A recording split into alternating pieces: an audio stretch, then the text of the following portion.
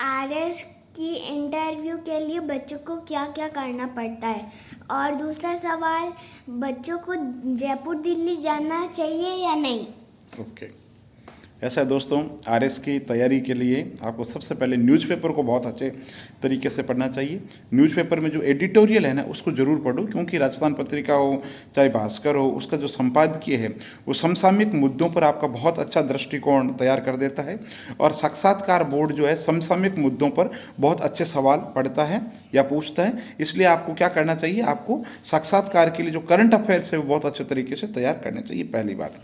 दूसरी बात, कुछ लोग पूछते हैं कि साहब जयपुर दिल्ली कहीं जाना चाहिए क्या, तो देखो अगर जा सकते हो तो जाना चाहिए और मॉक टेस्ट जरूर देने चाहिए। आप इंटरव्यू की तैयारी जरूर घर पे करो, लेकिन आपको कम से कम 4 या 5 मॉक, ज़्यादा दे दो तो बढ़िया बात है।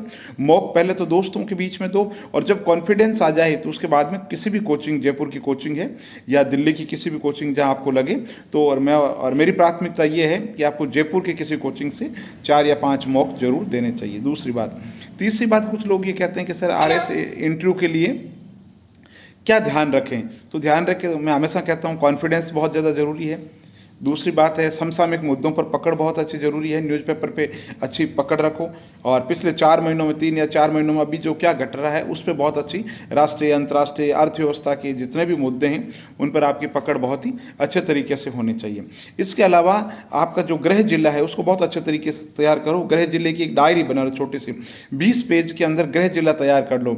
उसमें आप देखो भी आपके गृह जिले का इतिहास क्या रहा है, राष्ट्रीय आंदोलन में उसका क्या योगदान रहा है, आपके जिले की जो महत्वपूर्ण पर्सनैलिटी यानी महत्वपूर्ण जो व्यक्तित्व है, कला क्षेत्र में कौन सा है, साहित्य में कौन सा व्यक्ति है, संस्कृति के अंदर कौन कौन से है, राजनीति के अंदर महत्वपूर्ण जो लीडिंग पर्सनैलिटी है वो कौन कौन सी है, तो उसके बारे में आपको अच्छे तरीके से पता होना चाहिए। ये की बात राजस्थान पे है, तो राजस्थान के अंदर आप जो फैक्चुअल सवाल है ना, इंदिरा गांधी नहर परियोजना की लंबाई कितनी, अब वो मायने नहीं रखते। अब आप ये करो कि साहब राजस्थान के अंतर्गत कृषि को लेकर के, उद्योग को लेकर के, सहकारिता को लेकर के, टैक्स रिफॉर्म को लेकर के, औद्योगिक संभावनाओं को लेकर के, महिला विकास को लेकर के, कौन कौन ग्रामीण विकास को लेकर के कौन कौन सी योजनाएं बन रही है, उन योजनाओं में क्या कमी है और आपकी दृष्टि से क्या सुधार हो सकते हैं। तो आपके माइंड में ये क्रिस्टल क्लियर होना चाहिए कि आपके जिले की प्रॉब्लम कौन सी है, 5 जिले की प्रॉब्लम पता होनी चाहिए, स्टेट की 5 प्रॉब्लम पता होनी चाहिए, देश की 5 समस्याएं क्या है वो आपको पता होनी चाहिए, और उनका समाधान कैसे है वो भी आपकी माइंड के अंदर होना चाहिए। इसके अलावा अगर आपसे पूछा जाए तो आपको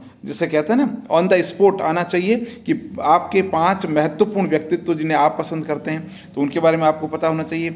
आपकी कमजोरी क्या है आपको पता होना चाहिए, आपका मजबूत क्या पक्ष है वो आपको पता होना चाहिए, और जो आपकी कमजोरी है वो प्रशासन के अंतर्गत कैसे बाधा बन के या प्रॉब्लम क्रिएट कर सकती है आपको पता होना चाहिए। आपके जो पॉजिटिव पॉइंट है वो प्रशासन में आपके लिए कैसे मदद करेंगे, ये चीज़ भी आपको अच्छे तरीके से पता होनी चाहिए। और सबसे बड़ी चीज़ साक्षात्कार के लिए कहूँगा, अभी तक आप न्यूज़पेपर पे अच्छी पकड़ बनाओ, और साक्षात्कार से डरने की जरूरत नहीं है। साक्षात्कार मूल्यांकन है आत्मविश्वास का।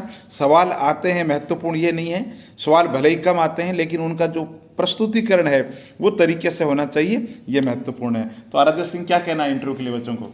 मैं हूँ इनकी बेटी आराध्या सिंह, मैं भी अभी एक वीडियो लेके आऊंगी, जरूर देखना।